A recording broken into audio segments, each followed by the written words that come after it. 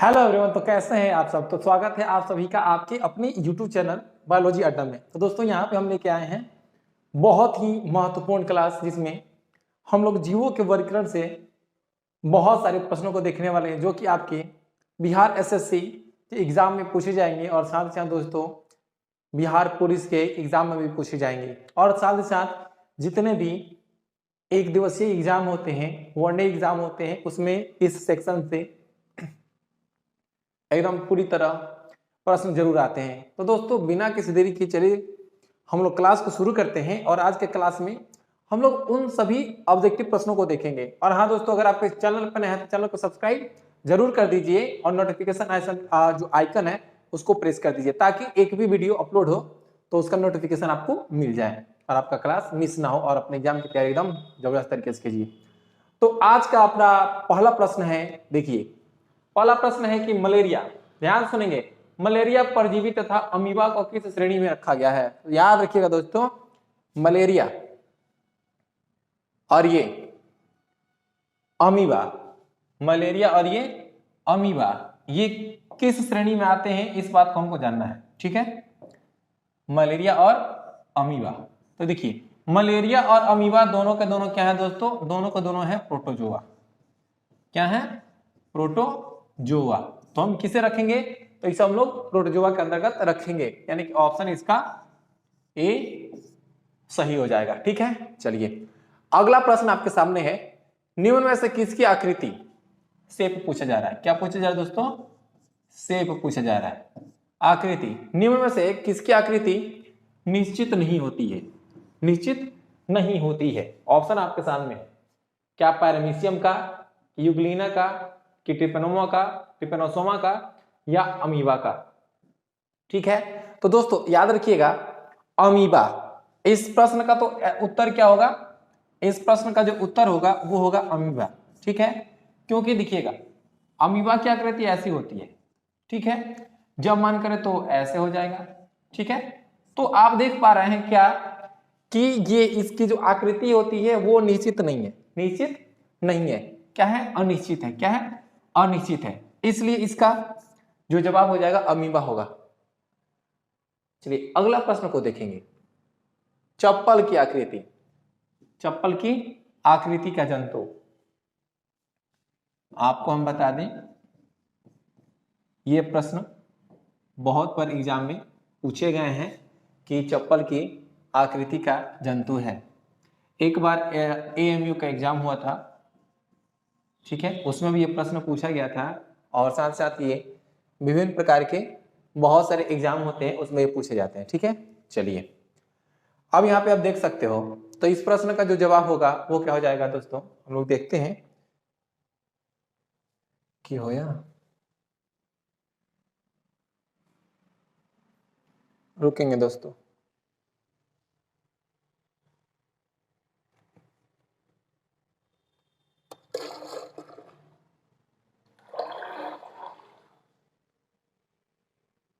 Okay, तो देखिए यहाँ पे प्रश्न है कि चप्पल की आकृति का जंतु कौन है। तो पैरामीशियम है, ट्रिपेनोसोमा है, कि जियार्डिया है। तो याद रखिए दोस्तों वो है ये पैरामीशियम। क्या है दोस्तों? पैरामीशियम है चप्पल की आकृति वाला जंतु। ठीक है, ओके। अगला ध्यान दीजिएगा, अमीबा का प्रचलन अंग है। प्रचलन अंग, प्रचलन अंग का मतलब समझिएगा, इसको हम लोग कहते हैं लोकोमोटरी ऑर्गन। लोकोमोटरी ऑर्गन कहने का मतलब दोस्तों कि वैसा अंग जिसके द्वारा यह क्या कर सकता है, तो यह एक जगह से दूसरे जगह जा सकता है, एक जगह से दूसरी जगह जा सकता है, वो कौन सा है। तो दोस्तों हम थोड़ा सा अमीबा को देख लेते हैं। देखिए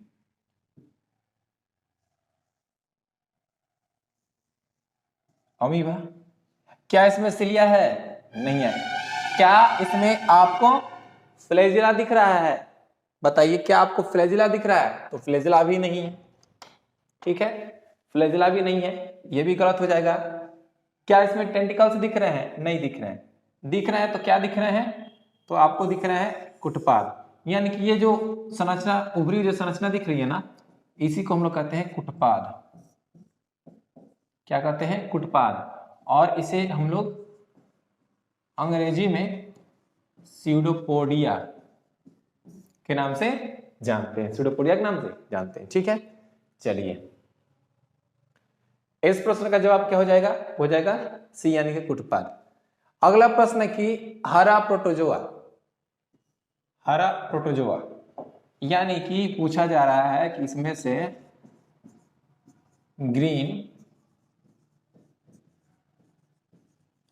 प्रोटोजोआ, ग्रीन प्रोटोजोआ कौन है, ग्रीन प्रोटोजोआ कौन है? क्या अमीबा को हम लोग ग्रीन प्रोटोजोआ कहेंगे? नहीं। क्या पैरामीशियम कहते हैं? नहीं। क्या लिस्मानिया है? नहीं। तब बच के क्या, यूग्लिना, यूग्लिना। तो दोस्तों जो यूग्लिना होता है उसको हम लोग ग्रीन प्रोटोजोआ कहते हैं। अब एक बात याद रखिएगा, जो यूग्लिना है ना, यूग्लिना ये किससे बिलोंग करता है? एनिमल से। किससे? एनिमल से। और दोस्तों आपको भी पता है कि एनिमल अपना भोजन स्वयं नहीं बनाते हैं, एनिमल अपना भोजन स्वयं नहीं बनाते, लेकिन यहां पे खास बात है कि ये जो यूग्लिना है ना, ये क्या होता है, ये दोनों कार्य करता है, स्वपोषी का भी और परपोषी का भी, यानी स्वपोषी का भी कार्य करेगा और ये परपोषी का भी कार्य करता है। देखिए बताते हैं आपको, ये जो यूग्लिना होता है ना, इसमें क्या पाया जाता है, क्लोरोप्लास्ट। ठीक है, क्लोरोप्लास्ट। और जो क्लोरोप्लास्ट है उसका रंग कैसा होता है, हरा होता है। तो यहाँ पे देख पा रहे हैं कि हरा प्रोटोजोआ क्या है, यूग्लिना है। तो क्लोरोप्लास्ट की मदद से उसमें देखिए क्लोरोफिल होता है, और क्लोरोफिल के कारण ये क्या कर लेता है, ये अपना भोजन बना लेता है। यानी कि जब इसको प्रकाश मिलेगी तो अपना भोजन बनाएगा, और जब प्रकाश नहीं मिलेगी, यानी कि जब ये स्वपोषी क्रिया नहीं करेगा, स्वपोषण की क्रिया नहीं करेगा, तो दूसरे जीव से अपना भोजन ग्रहण कर लेगा। ठीक है, याद रखिएगा कि हरा प्रोटोजोआ किसे कहते हैं, यूग्लिना को। अगला प्रश्न है कि पौधा और जंतु के बीच योजक कड़ी, यानी कि दोस्तों योजक कड़ी कहने का मतलब आपसे ये बातें पूछी जा रही हैं कि बताइए कि प्लांट और एनिमल के बीच का कनेक्टिंग लिंक, एनिमल के बीच का कनेक्टिंग लिंक क्या है? तो दोस्तों याद रखिएगा, प्लांट और एनिमल के बीच का जो कनेक्टिव लिंक है वो है यूग्लिना। क्या दोस्तों, यूग्लिना। यानी कि जब इसे सूर्य का प्रकाश मिलेगा तब यह स्वपोषी की तरह कार्य करेगा, यानी कि कहने का मतलब तब ये प्लांट की तरह कार्य करेगा, लेकिन जब इसे नहीं मिलेगा प्रकाश तब ये एनिमल की तरह कार्य करेगा। यानी कहने का मतलब इसमें दोनों की प्रॉपर्टी पाई जाती है। तो दोस्तों यूग्लिना ही क्या है, तो पौधा और जंतु के बीच की कड़ी है, स्वपोषी और परपोषी के बीच की कड़ी है। तो याद रखिएगा जवाब आपका हो जाएगा बी। ठीक है, चलिए मनुष्य के शरीर में एंटामीबा हिस्टोलिटिका, देखिए एंटामीबा अमीबा, ठीक है,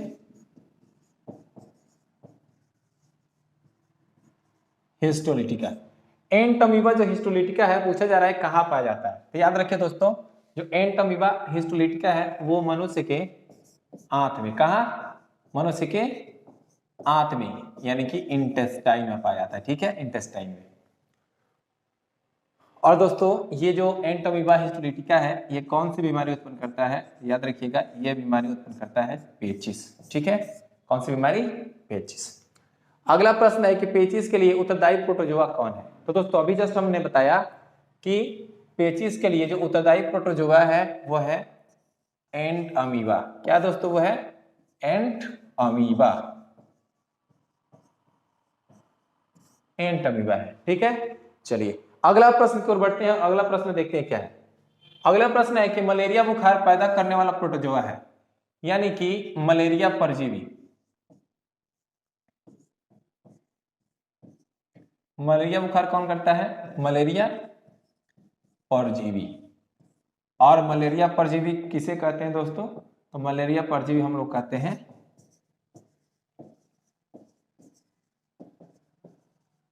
प्लाज्मोडियम को। किसे कहते हैं दोस्तों? प्लाज्मोडियम को। तो याद रखिएगा कि जो मलेरिया नामक बीमारी है वो किसके द्वारा होता है? प्लाज्मोडियम के द्वारा होता है। अलग अलग प्रकार के प्लाज्मोडियम होते हैं। प्लाज्मोडियम वाइवेक्स होता है, प्लाज्मोडियम मलेरिया होता है, प्लाज्मोडियम फैलसिपेरम होता है, प्लाज्मोडियम ओवेली होता है। लेकिन दोस्तों याद रखिए चारों के चारों मलेरिया नाम की बीमारी उत्पन्न करते हैं। और आपको साथ साथ बता दें कि मलेरिया जो बीमारी है इसका रोगवाहक कौन है? मलेरिया बीमारी का रोगवाहक कौन है? तो दोस्तों याद रखिएगा मलेरिया बीमारी का रोगवाहक कौन है? तो वो है एनोफिलीज मच्छर। एनोफिलीज मच्छर, ठीक है, एनोफिलीज मच्छर। और कौन सा? तो याद रखिएगा फीमेल वाला। ओके, तो इस प्रश्न का जवाब होता है वो होता है प्लाज्मोडियम।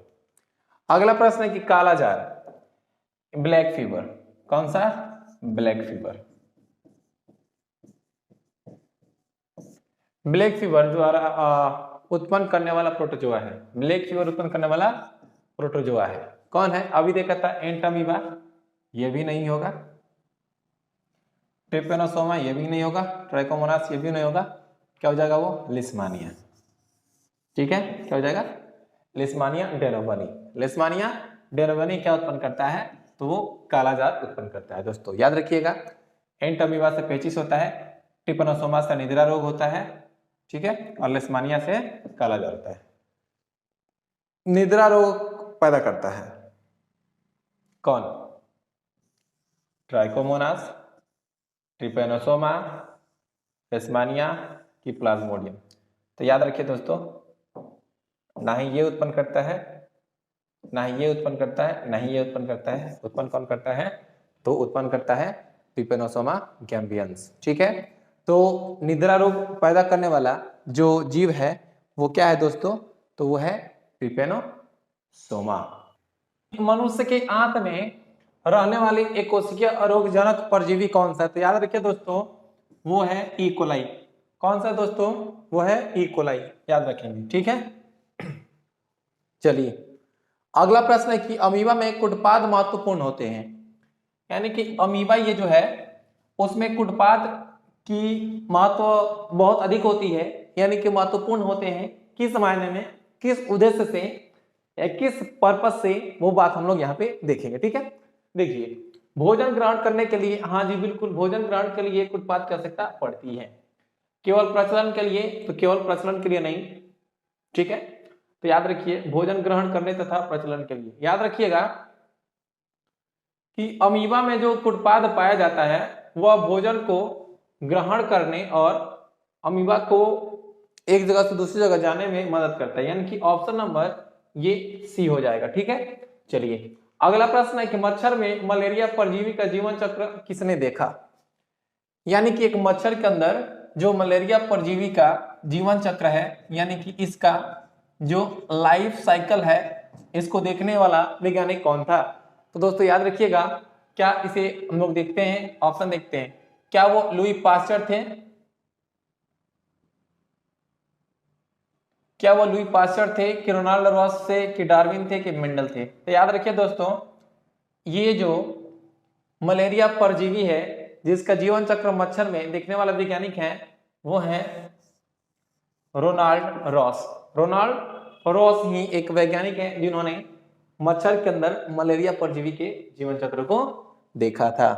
चलिए अगला प्रश्न आपके सामने, जापान में उपहार स्वरूप भेंट किया जाता है। देखिए दोस्तों जापान में एक प्रचलन है कि वहां पर लोगों को भेंट किया जाता है, यानी कि उपहार दिए जाते हैं। तो पूछा जा रहा है कि जापान में उपहार स्वरूप भेंट किया जाता है, क्या भेंट किया जाता है, क्या दिया जाता है?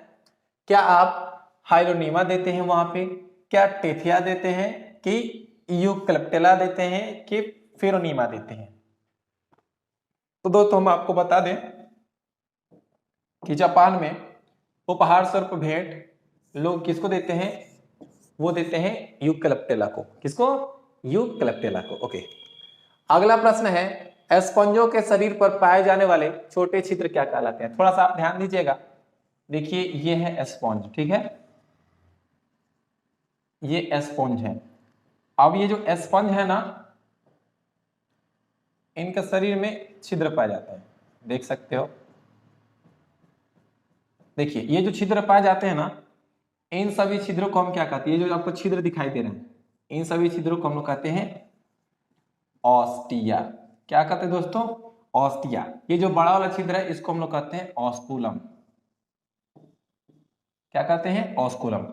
ये जो छोटे छोटे छिद्र है उसको ऑस्टिया, ये छोटे छोटे यानी कि स्मॉल,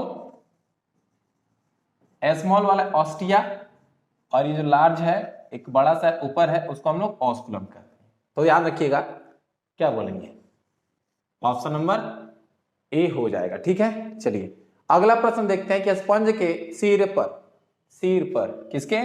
स्पंज के सिर पर बात की जा रही है, नॉट सिर पर। सिर पर स्थित बड़ा छिद्र क्या कहलाता है? देख लीजिए, सिर, ये उसका हेड है, ठीक है, ये उसका हेड है, इसके ऊपर कौन सा है?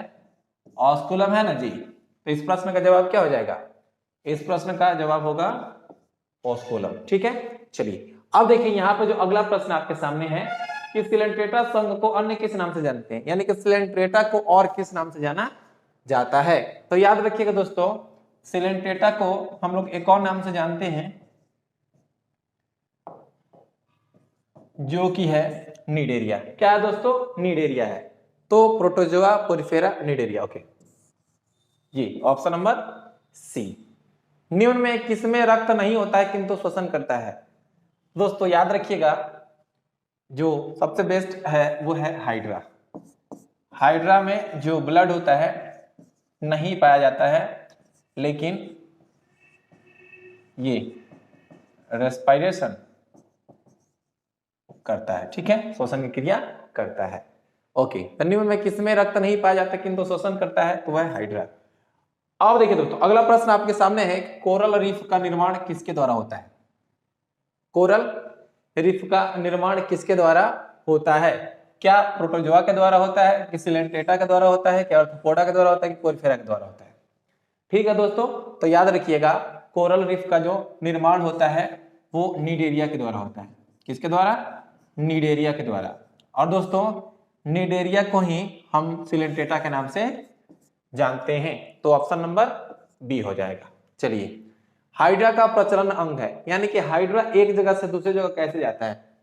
क्या हाइड्रा में फुटपाथ पाया जाता है? दोस्तों आपको भी पता है कि नहीं पाया जाता है। क्या सिलिया पाया जाता है? नहीं पाया जाता है, लेकिन इसमें टेंटिकल्स पाए जाते हैं। ठीक है, देख सकते हैं जैसे कि ये, ठीक है, ये टेंटिकल्स है इसके, इसी टेंटिकल्स से,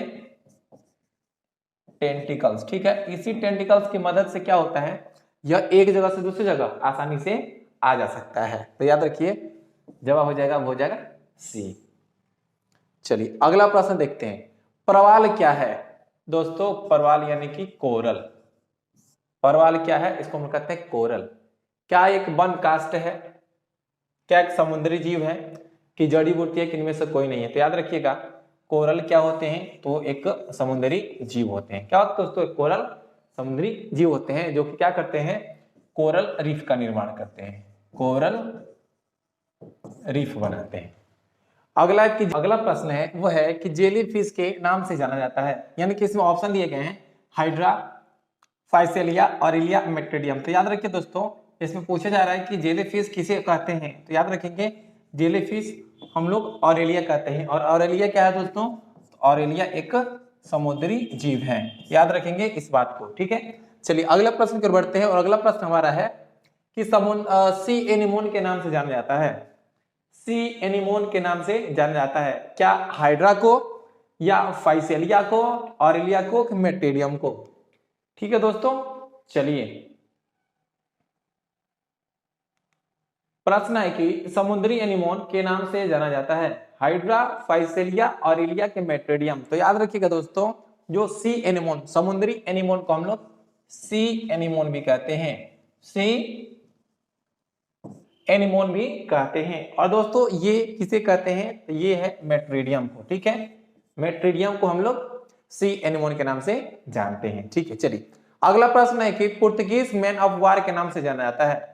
पुर्तगीज मैन ऑफ वार के नाम से जाना जाता है। तो याद रखिए दोस्तों, पुर्तगीज मैन ऑफ वार हम इसे कहते हैं फाइसेलिया को कहते हैं। किसे कहते हैं दोस्तों? फाइसेलिया को कहते हैं। चलिए अगला प्रश्न है कि अमरत्व का गुण पाया जाता है, यानी कि यहाँ पे इमोर्टलिटी की प्रॉपर्टी यानी कि अमरत्व का गुण पाया जाता है। तो याद रखिए दोस्तों, अमरत्व गुण उस समय पाया जाता है जिनमें रीजनरेशन की क्षमता होती है। तो याद रखिए वो हो जाएगा हाइड्रा।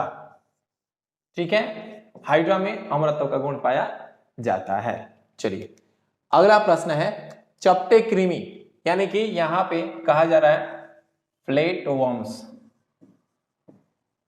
फ्लैट वर्म्स यानी कि चपटे कृमि को किस संघ के अंतर्गत रखा गया है? तो याद रखिएगा दोस्तों, जो फ्लैट वर्म्स होते हैं वो प्लेटीहेल्मिंथेस के अंतर्गत रखे गए हुए हैं। प्लेटीहेल्मिंथेस के अंतर्गत रखे गए हुए हैं। ठीक है, चलिए अगला प्रश्न देखिए, फीता कृमि, अगेन फ्लैट वर्म की बात की जा रही है, या जिसे हम टैप वर्म भी कहते हैं, टैप वर्म भी कहते हैं। तो फीता कृमि किस संघ का एक महत्वपूर्ण जीव है?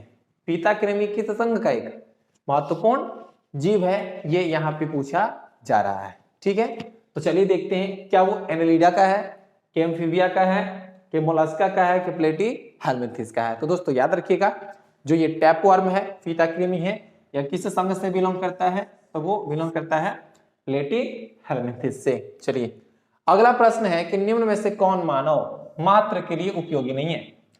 मानव के लिए उपयोगी नहीं है। मधुमक्खी उपयोगी है, केंचुआ उपयोगी है, फीता कृमि उपयोगी नहीं है, रेशम कीट उपयोगी है। डायरेक्ट आंसर ही मिल गया हमको, वह है फीता कृमि। अगला प्रश्न देखिए, निम्न में से किसके अधपके मांस खाने से फीता कृमि मनुष्य के आंत में पहुंचता है?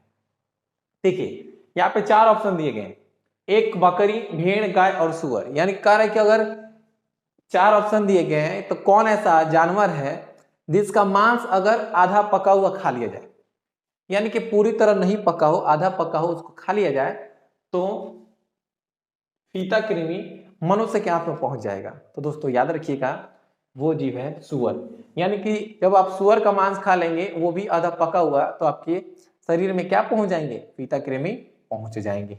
चलिए आई होप कि ये जो प्रश्न है इसका जवाब आपको ध्यान में होगा। अगला प्रश्न देखते हैं, गोल कृमि या सूत्र कृमि। याद रखिए गोल कृमि, गोल कृमि को हम लोग अंग्रेजी में राउंड वर्म कहते हैं दोस्तों। क्या कहते हैं? राउंड वर्म कहते हैं। और ये राउंड जो वर्म है ये किस संघ के अंतर्गत आते हैं, इस बात को पूछा जा रहा है। क्या ये एनेलिडा में आते हैं, निमेथेल्मिंथेस में आते हैं, प्लेटीहेल्मिंथेस में आते हैं, कि आर्थ्रोपोडा में आते हैं? तो दोस्तों याद रखिएगा, जो राउंड वर्म होते हैं ये आते हैं एक फाइलम में जिसको हम लोग कहते हैं एस्केल्मिंथेस। एस्केल्मिंथेस, लेकिन ऑप्शन में नहीं है। तो एक बात और याद रखिएगा कि जो एस्केल्मिंथेस है इसे हम लोग निमेथेल्मिंथेस भी कहते हैं। तो इस प्रश्न का सही जवाब हो जाएगा निमेथेल्मिंथेस। ठीक है, चलिए अगला प्रश्न की ओर बढ़ते हैं। अगला प्रश्न है कि एस्केरिस एस्केरिस द्वारा मनुष्य में कौन सा रोग उत्पन्न होता है?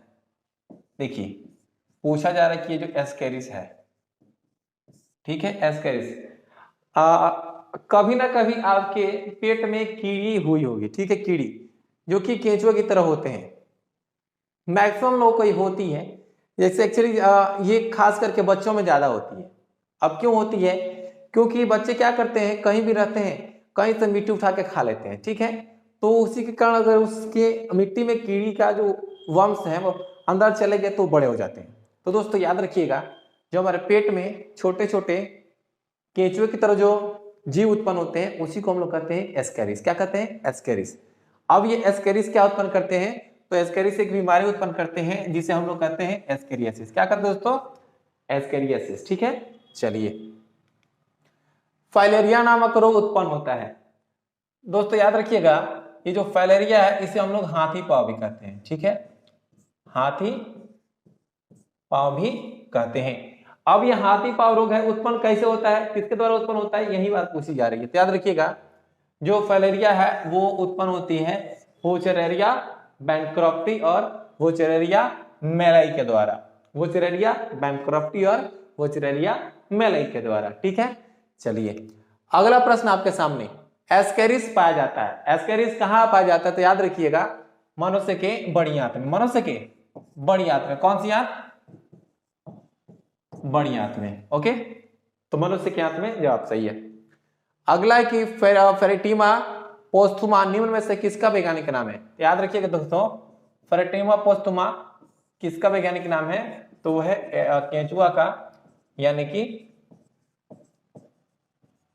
अर्थवर्म का। ठीक है, चलिए अगला प्रश्न देखते हैं, केंचुआ में कौन सा रक्त वर्णक होता है?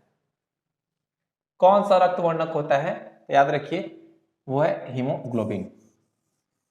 ठीक है, क्या है दोस्तों? हीमोग्लोबिन, याद रखिएगा। केंचुआ कृषकों का परम मित्र होता है क्योंकि, डायरेक्ट आंसर पे पहुंचते हैं। क्या करता है कि जमीन को छिद्रयुक्त बनाकर मृदा में ऑक्सीजन की मात्रा को बढ़ाता है। ठीक है, चलिए केंचुए में कितनी आंखें होती हैं? तो दोस्तों याद रखिए केंचुए में कौन आंखें नहीं होती हैं? एक भी आंखें नहीं होती हैं, याद रखिएगा। ओके, चलिए अब जो अगला प्रश्न है ये बहुत इंपॉर्टेंट है, देख लो। केंचुआ किसानों को किस प्रकार लाभ पहुंचाता है? आप इसका जवाब दीजिए, ये आपके लिए है, आपके लिए इंपॉर्टेंट ये। ठीक है, आपके लिए क्वेश्चन है कि केंचुआ किसानों को किस प्रकार लाभ पहुंचाता है। ऑलरेडी हमने एक अभी बताया था। अगला प्रश्न देखते हैं, कीटों में कितनी टांगे होती हैं? इंसेक्ट्स,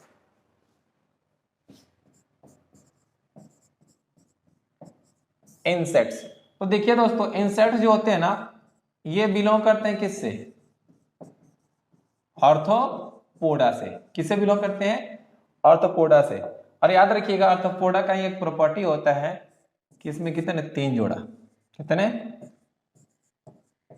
3 जोड़ा पैर पाए जाते हैं, यानी कि 6 पैर। तो याद रखिएगा कीटों में कितनी टांगे होती हैं? तो ये 3 जोड़ा, आंसर नंबर सी जो करेक्ट है।